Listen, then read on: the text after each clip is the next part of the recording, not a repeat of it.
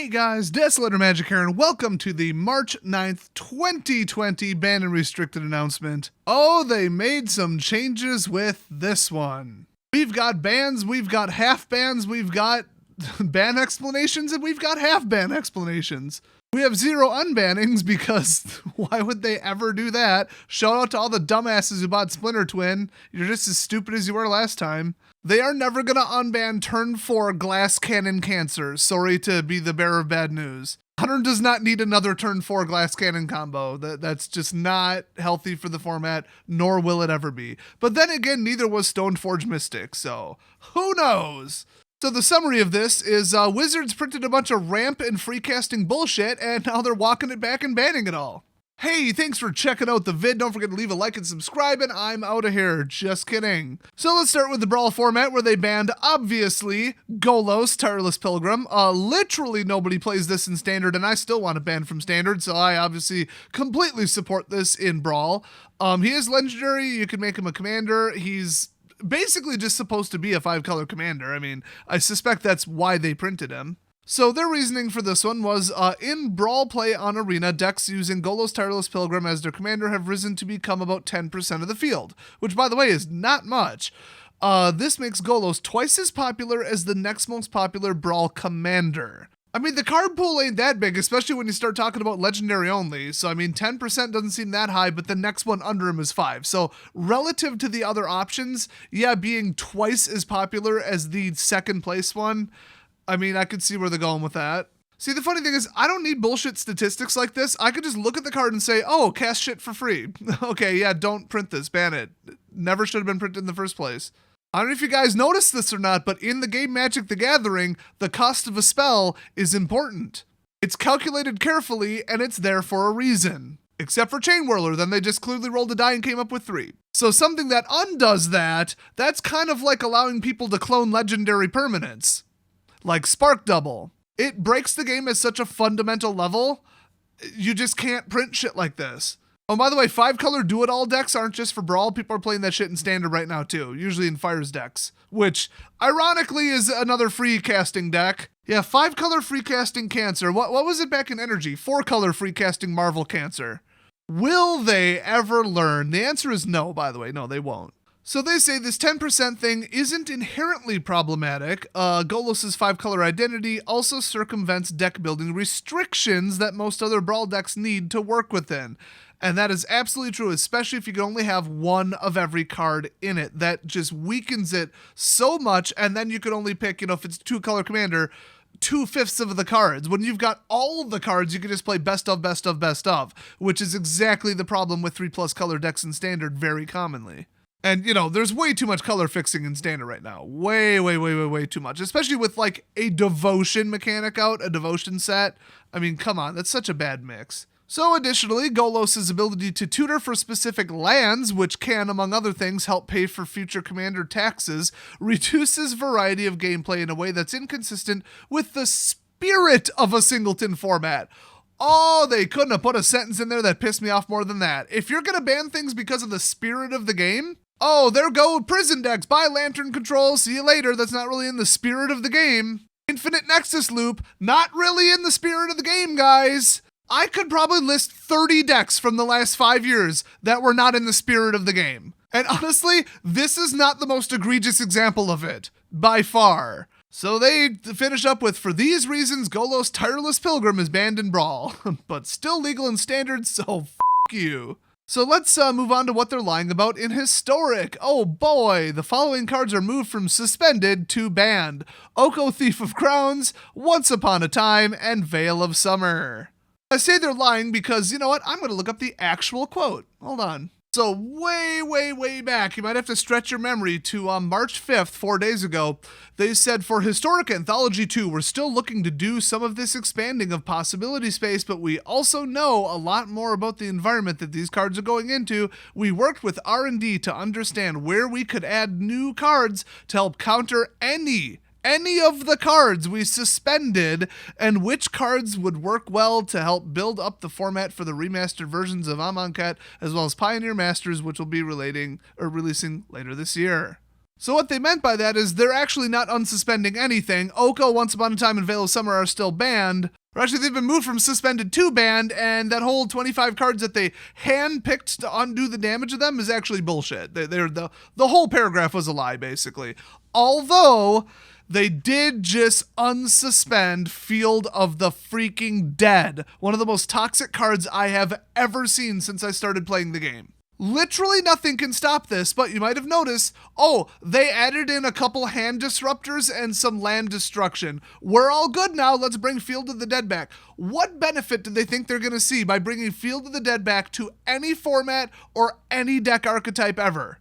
It is the most impossible to deal with, unfun bullshit mechanic. It's literally Token Flood that resists board wipes. It can play around 10 board wipes and still win. That card was a disastrously careless mistake. Disastrous. For them to bring it back because, we added a red land destruction. Well, goody for red decks who now have to make space in their freaking historic deck to do absolutely nothing other than blow up a land because this card is back. And then the other colors are just screwed and can't stop this. Are you kidding me? What the Wizards? Oh, but wait, we still have the colorless Ghost Quarter. Cool. So now every single deck, regardless of how it's built or how sensitive the mana base is, has to run 4 Ghost Quarters to deal with Field of the Dead. What a benefit they've done to the players by unbanning that. What a bunch of clueless assholes that work there. Seriously. How fucking dumb are these people?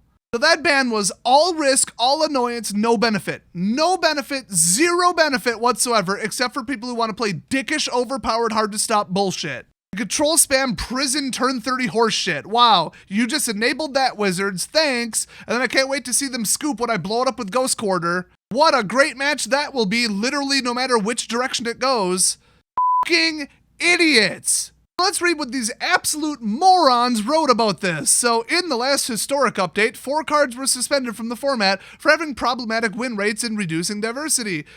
Well, you should have done Spirit of the Game or unfun gameplay or one-sided gameplay or people leaving the format over 1 card or anything other than reduced diversity, because now you've completely changed the goalpost and the parameters compared to literally 1 paragraph up where you said, it's just not in the spirit of the game. So we now have 2 updates to the suspension with it. Okay, whatever, we know what you did, shut up. So because of the digital first nature of Historic and its unique approach to adding card content, our philosophy is, when possible, to introduce answers to problematic cards rather than ban them. In the case of Field of the Dead, we're introducing some new answers with Historic Anthology 2. So they're wrong. That whole strategy is wrong. The basis of it, the logic of it is wrong. They are clueless idiots. So, including Ghost Quarter, Goblin Rune Blaster, blah, blah, blah, 2 useless cards that do nothing other than stop Field of the Dead. Wow, what a great balance. With these new options and other decks picking up powerful additions, we're optimistic that we can reintroduce Field of the Dead without decks that use it becoming dominant. Or you can leave it banned and we can all just move on with our lives and play one of the other 100 deck possibilities. But no, you gotta add 1 more in, just 1 more deck archetype, or overpower existing ones. So Oko, Thief of Crowns, Veil of Summer, and Once Upon a Time are powerful cards, remember that are difficult to interact with in an advantageous way, remember that.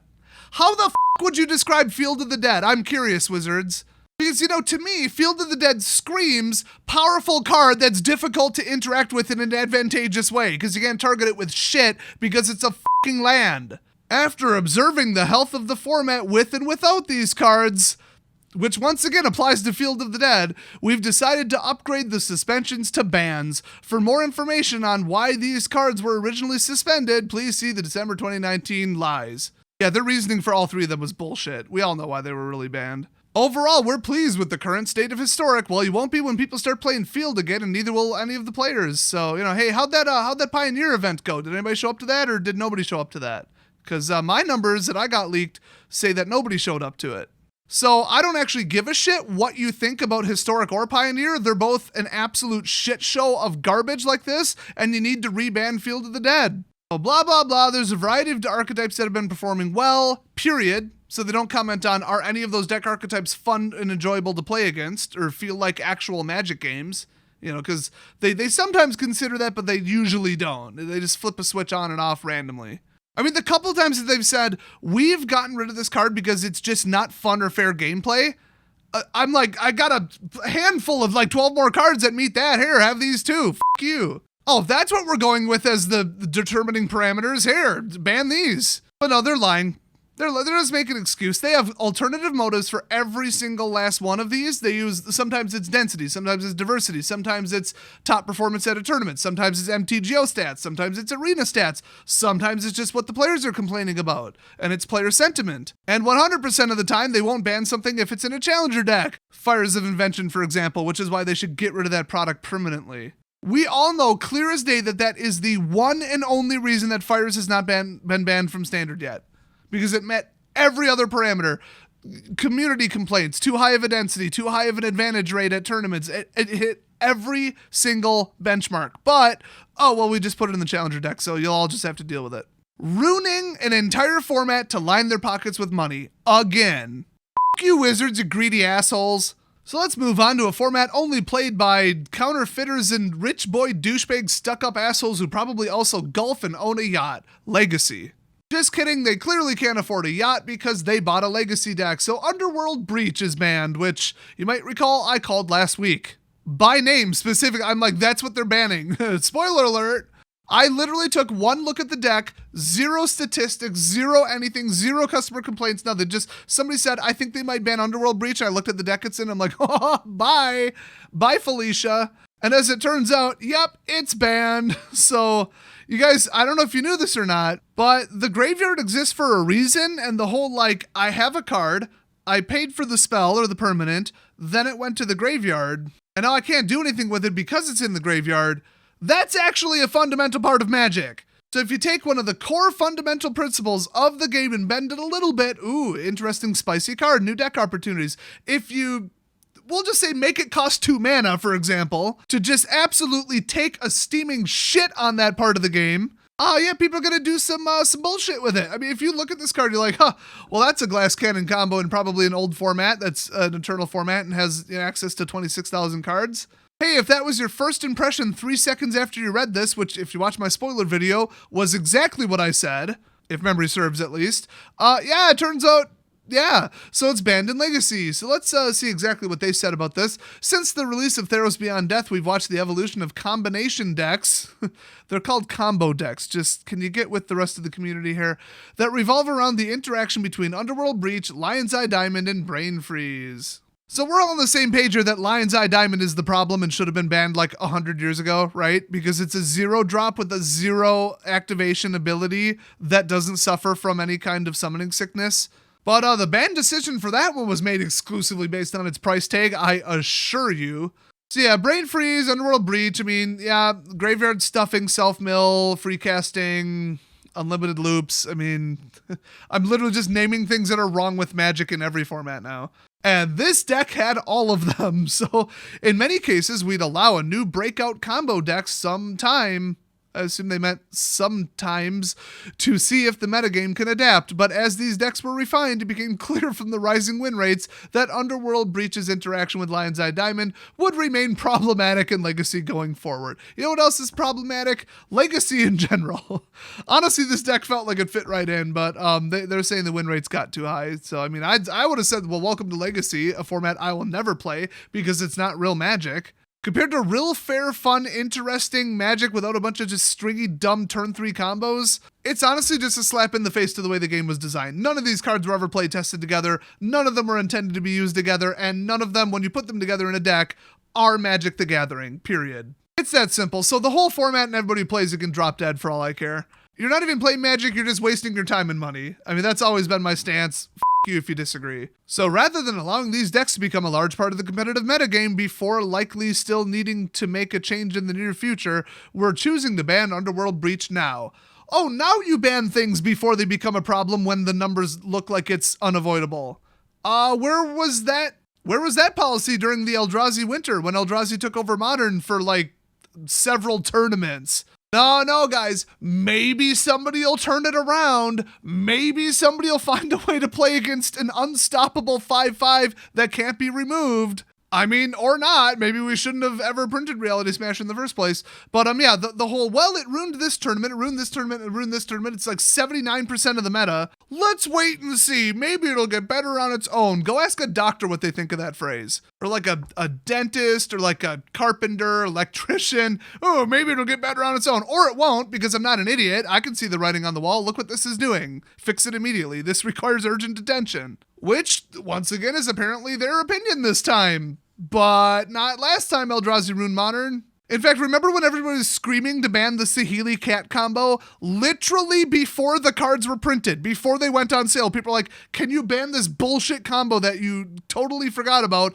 And then like at the same time, I think, they actually changed one of the cards because it was an infinite combo with itself. So they errated that before it came out. Because they're like, oh crap, that might become a problem. And then everybody's like, well, it might. Yeah, I mean, there's no interaction right now. There's no combo right now. But it might be a problem that it's an infinite combo with itself. But there's a 100% chance that the Saheeli Cat combo is going to become a problem. They're like, no, we're not going to address that. And then like a couple ruined tournaments later, oh, okay, we're going to ban it. If I remember correctly, I think that was the one where they said they weren't going to ban it, waited 2 days, and then emergency banned it. I mean, you can't be any more in denial than this. You can't mismanage a game any worse than that level of stupidity. Wizards, consistency is all we're asking for here. If you're gonna ban cards because they're not fun and people aren't having fun playing against that deck, then do it 100% of the time in all formats. If you're gonna ban something because it was too high of a percentage at a tournament, then do that for every format, every tournament. If you're going to ban a card because it has above a 60% advantage against the other tier 1 decks, then do that 100% of the time in all formats. If you're going to pre-ban something because it's about to become a problem and you're pretty sure future projections look like it's going to ruin the game even worse, then do that 100% of the time. What we are all sick of hearing is a different excuse pulled out of your ass every single time you ban a card. Every single fucking time there's a different reason, which in itself isn't that big of a problem, except that you used a different parameter and benchmark last time, and there's a card that we all want gone, and we're like, well, there it is, same situation. Oh no, now we use numbers. Oh, now we use tournament numbers. Now we use MTGO numbers. Now we use arena numbers. Now we use customer surveys. What you're doing, clear as fucking day, is you're banning whatever the you want for whatever reason you want, and then coming up with a bullshit excuse after the fact. We can all see through your bullshit. We know exactly what you're doing. So if you're going to set a set of excuses and standards and reasons, stick to them consistently. Every ban announcement that has ever been done in the history of the game, the reason behind it should be applied to every other card ever printed. Oh, but then you'd have to actually give a shit when you design the cards and playtest them. And then you'd have to actually, do something different, like, not printed at all for the challenger decks, because we all know that that's why fires didn't get banned. You'd have to not do stupid shit like print $75 buy a box promos and then, oh, we can't ban it, it's too expensive. That'll destroy too much value, so we're gonna just ignore one of our parameters for banworthiness, which is fun gameplay and the spirit of the game. You have to stop doing all the greedy shoving products down your throat bullshit that they're doing to actually police the game correctly. And that's the most disgusting thing about all the ban announcements made in the last 2 or 3 years. The reason for the inconsistency and the inconsistent enforcement of the rules and policies and parameters for banning is because of money. Newsflash, assholes, you aren't going to have any money if you don't have any players. Nobody plays standard anymore. So, oh, we're too skittish and scared to ban this one card. Oh, what if we devalue this one deck that some net decking copycat douchebags are playing? Oh, that'll destroy too much money and drive away too many players. Oh, shit, the whole format collapsed. Whoops. Well, how much money you got now? If you make a mistake, rip the fucking Band-Aid off as quickly and early as you possibly can, or you get to deal with the consequences of ignoring it and pretending like it'll just go away. Oh, don't forget, guys, this isn't just R&D and playtesting. This isn't just trying to catch after the fact. They are designing overpowered cards on purpose according to their own public admission so that they can sell standard products to other people, to Commander and Modern players. They said it's, quote, not fair if they make a product that's only for standard. Biggest bold-faced lie in the history of the game. They want to sell cards to two different groups so that the card prices go up and they sell more boxes and they make 10, 20, 30% more money. We all know that's what they're doing. They're lying to your face saying that, oh, we want other players other than Standard to be interested in this product and think they should buy it. No, you want more money. You don't care about their feelings and, oh no. I mean, what Modern player is like, oh shit, a new card came out and it's really good. Now I gotta buy 4 of it to mod my deck. Damn it. That's the sentiment, not, oh, I feel so included now. Thanks. Oh, this product launch that's for a format I don't play. I feel so included in it. Thanks for printing overpowered bullshit. Now I have to gut my deck. What an absolute crock of horseshit they're trying to pass off as, oh, we're the nice guys. We're doing this for you, the community. F you, Wizards. So anyway, there's one more ban. If you thought I was done, nope. There was a lot of cleaning up in a lot of different formats that they had to do. We have Modern, which just banned Once Upon a Time, another card that they printed as a horribly overpowered ramp for other formats. So they gave it to them, and then they're like, oh, shit, and then pulled out the rug from under them. That's a good way to do it. So I still think Once Upon a Time is honestly not that good of a card, but the problem is the decks that it goes in. It just goes to show how overpowered some of the decks in Modern already are, that a card as average as Once Upon a Time, inconsistent and unreliable as it is, can just absolutely tip over an entire game and just destroy it. If you're not familiar, because a lot of people are screwing this up with that white instant win thing. I don't remember the name of the card, but it's like similar or whatever. So 2 cost, green instant. If this spell is the first spell you've cast this game, so in other words, it has to be in your opening hand or you have to draw it, you may cast it without paying its mana cost.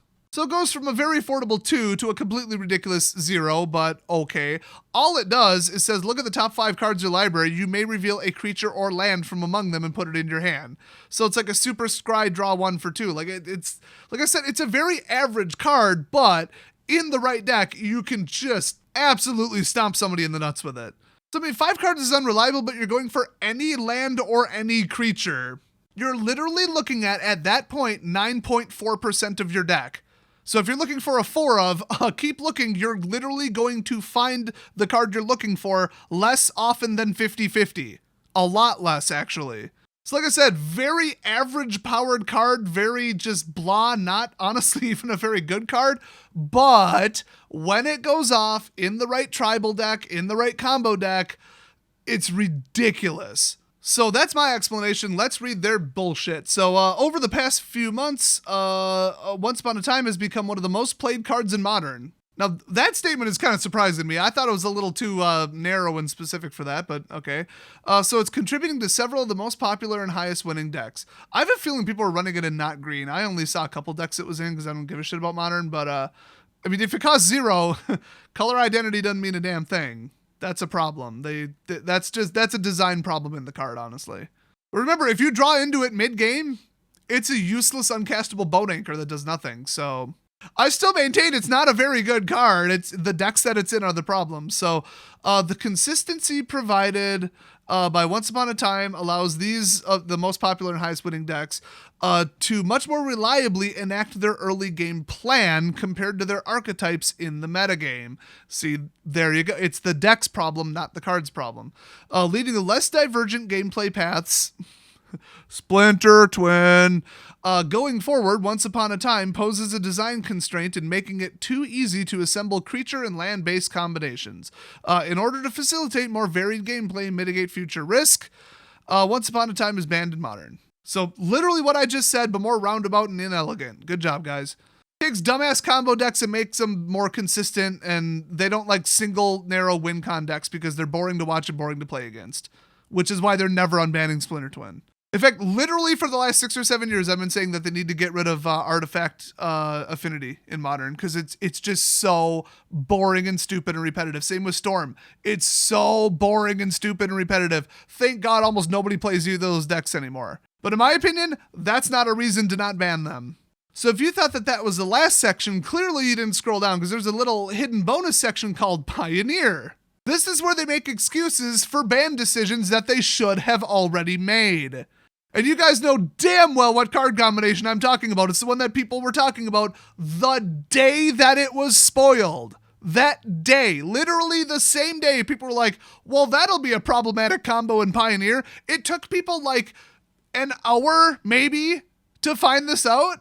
So these assholes are like, we're still keeping our eye on it. Well, keep your eye on D's nuts, okay? Ban the fucking card. You pansy-ass skittish little bitches. Just pull the trigger. Nobody wants this toxic cancer bullshit in our game. Look at the attendance numbers in the surveys for your Pioneer weekend. Nobody played it. Give them one less reason to not play it. It's that damn simple. So generally, we're happy with how the Pioneer metagame has been playing out over the past several weeks. Well, then you've got Helen Keller reviewing the stats because you're wrong. We saw tremendous diversity across the top decks of the 3 Players Tour tournaments in early February, which I didn't think they called them that anymore, but okay.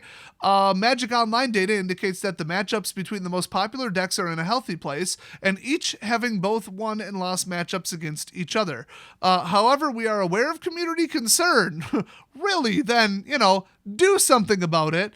About some of the new combos that broke out around the time of the Players Tours. No, it broke out when the spoilers were released, actually, including the Dimir Inverter deck. That ass cancer needs to go immediately. They need to get rid of at least Dig Through Time, if not just Inverter. With the Lotus Breach deck, that don't even get me started, and the Heliod Sun Crowned plus Walking Ballista combo, the infinite combo that literally everybody saw coming except for Wizards. They should have designed Heliod and then immediately pre-banned Walking Ballista. It's that obvious of a combo. You get those two out, you win the game, period. It's that simple. It's an infinite combo and Heliod's indestructible. Do you see a problem there? And in response to trying to get rid of either of these pieces, they can just light off the combo. Do you see a problem there? So basically, the only way to stop these is a counterspell. Like, literally, that's it. Removal does nothing. Oh, here we go. In general, we're okay with combo. I assume they meant to put with the combo, but they knew they were so full of shit they forgot how to type. So they're okay with the combo having... this whole sentence is wrong. Whatever. A presence in the Pioneer metagame. Why?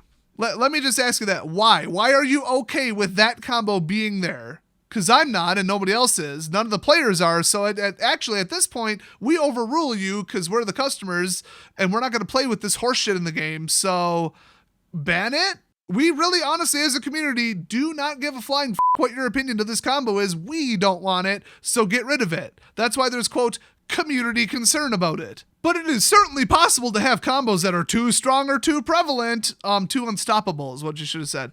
Combo decks can be unhealthy in large doses. I love how they admit that nobody likes glass cannon all-in 2-card combo decks. They play the same way, they win the same way, they're boring, they're stupid, they're uncreative, they are just standing in absolute defiance to everything that Magic is supposed to be about: deck building, decisions, creative gameplay, adapting to what your opponent is doing. This is a chimpanzee level intelligence steamroller that you try to assemble, start up, and run your opponent over with. That's what an all-in infinite combo deck is, okay? It is toxic cancer. So they're saying, well, it can be unhealthy in large doses. Zero is the acceptable percentage of the metagame for a bullshit infinite combo. Sincerely, literally all of the players trying to have fun playing Pioneer or anything. Oh, but get this, it gets better.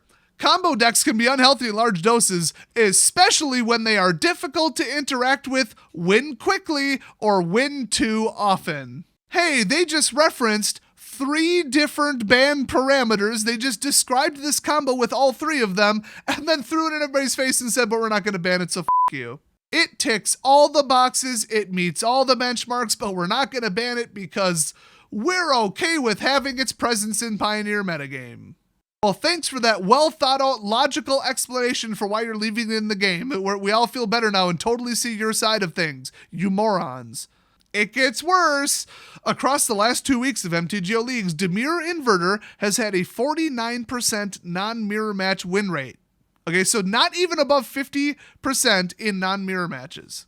I love how they said 49% in non-mirror matches. Guess what it is in mirror matches?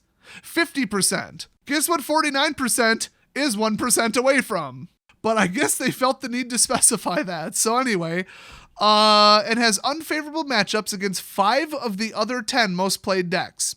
So that is like actual evidence that is not a problematic deck as far as win percentage and like advantage across the field. So furthermore, they go on to mention the win rate has been drifting down over time since the Players Tours. So it started at maybe above 50%, and right now it's 49% and falling. Lotus Breach decks have been at an even lower win rate. Now see, that I don't even believe. With unfavorable matchups against most of the other top decks. This is especially true post-sideboard. Yeah, stupid dumbass combos are really easy to disrupt with sideboard cards. Welcome to Magic the Gathering. Another reason combo decks shouldn't be allowed. So where many decks have access to Damping Sphere and other answers. Okay, access to and willing to waste 4 spots in my sideboard and my deck 4 are 2 completely different things. At least Damping Sphere like actually does things other than just stop one combo. Like land destruction, yeah, it stops Field of the Dead. Otherwise, it does absolutely dead ass nothing. It benefits you in no way against any other deck except, I guess it screws with their colors a little bit, except they get to choose the replacements, and not really. Although I will say, hello, cuts both ways. It says each player. It affects you too, so it could shut down your deck just as proficiently as it shuts down theirs. So saying many decks have access to it is a little generous because you might not be able to play your own deck around it. So decks using the Heliod Ballista combo have yet to prove themselves consistently in competitive tournaments. So in other words, they haven't ruined enough tournaments yet. We're going back to that old classic. And they aren't showing up at play rates we consider problematic. See, that is fairly logical. Like with all 3 of these, it's like, okay, they supported it with real evidence. I may not agree with it. I'm one to ban stuff when it even vaguely looks problematic. My thought is if I don't like the feel of the deck, I don't like how it operates, I think it's a toxic deck, get rid of it. I don't really care about statistics. I don't really care about evidence. I just care about, well, look at this deck. That's a toxic deck. Get rid of it. Ta-da, fix the game, make the game better. It's that simple. I don't care if one person in the entire world is running it. Like the card Boil, it should be banned in Modern. It's not. Literally nobody plays it, but it should be banned in Modern. Are you kidding me? What a disaster of a horribly unfair game-ruining, deck-ruining card. If you're not familiar, pay 4, destroy all islands. A card that says that should not be legal in any format. It's that simple. But, we're going to wait till it ruins tournaments. We're going to wait until it's already a problem, then we'll fix it. Or you can pull your head out of your ass and ban it before it's a problem. Just look at the card, look at the combo, look at the deck for any of these examples and say, is that a good thing for the game? Well, if it's not, get rid of it. So my aggression with the ban hammer would be a little bit less conservative than Wizards. That's right. I'm less conservative than Wizards. You don't hear that very often. So my basic philosophy is completely at odds with them, but this whole ban announcement is just such lies, bullshit, and just them completely misreading the community, the game, the stats, everything, and being inconsistent in any of their benchmarks or reasoning. In my opinion and their opinion differing is not the source of 90% of this video, to be perfectly honest. Stupid, wrong, lying, dumbass, wrong decisions are what's really going on with this video. That's what's fueling most of my anger because they're mismanaging every format once again. At least they got the closest with Pioneer and supported it with multiple pieces of evidence and actual reasoning that actually makes sense, at least to some people in a basic way. So I'll give them that. That said, I can virtually guarantee you one of those 3 decks is going to be banned in Pioneer eventually. So their reasoning here is many decks that include the combo do so alongside another primary game plan, which in my opinion is another reason to ban it. It's just a slot-in broken pile of shit that's deck independent. That just screams, ban me. The deck will function just fine without it, like it always could, duh. But that means more diversity of gameplay. I wouldn't call losing to the same bullshit combo that I've seen a million times diverse gameplay. Like, sometimes I lose to their broken, overpowered deck because of this, but sometimes I lose to the combo that everybody wants banned. Wow, diversity. That's nothing, Wizards. That is no benefit whatsoever. You are just bullshitting us. Zero benefit to that diversity in that context. Thanks. They finish that sentence with diversity of gameplay and fewer games ending with the combo finish. That's what we call textbook circular logic. Let me just read all the statements they just made together here. Combo decks can be unhealthy in large doses. Many decks that include the combo do so alongside another primary game plan. So you get fewer games ending with that combo finish. So, wait a minute. What's the goal here? What you just contradicted yourself. Do you want more of it or do you want less of it? Do you want the combo to be more because of diversity or do you want it to be less because combos are the worst thing ever that you just said? In anything that resembles a, quote, large dose, it's going to be game-ruining and aggravating. So do you want more of the combo or do you want less of it? I'll tell you what the community wants, and the community wants less of it. Because as you said, you've been hearing from the community that they want it gone. So if you're on the fence about, I don't know if we should be promoting this or not, is it a good thing that it's going to multiple decks or is it a bad thing? Let us all collectively as a community clear it up for you. It's a bad thing. Ban Walking Ballista. In fact, that people hated that card, just period, that card when it was in standard. So if you're going to pick one, it damn sure better not be Heliod. So what people are doing is they're making like a white Devotion, a white life gain trigger deck with Heliod, and they're just throwing in Walking Ballista so that they can get an easy free win. Does that seem healthy to anybody? I mean, this is so fucking obvious. Just ban the damn card. My God. Walking Ballista was a mistake. Ban it so we can move on with our lives. You didn't hit it last time it was in standard. Make up for it by getting rid of it right now. That is what you should have done. So we finish this nonsense with all that in mind, we're choosing not to make a change to Pioneer at this time. We'll continue to monitor the popularity and win rate of combo decks in Pioneer and are willing to make changes in the future if necessary. Well, that hasn't been your track record, but sure, just lie to my face again. The criteria we'll be looking at include overall and matchup by matchup win rates, success in tournaments, population in the metagame, and community sentiment. They literally just named all of the things that they're inconsistently enforcing in every other format in this announcement alone, let alone the ones made in the last 4 years. They're like, as a reminder, these are the 4 major criteria that we judge by, but sometimes we don't. Sometimes we ignore all the parameters because the card's in a challenger deck and we want to make money. So sometimes that's the criteria we use, although we'll never admit it to your face. If you thought they couldn't possibly add one more sentence to piss you off, then you haven't read the last sentence.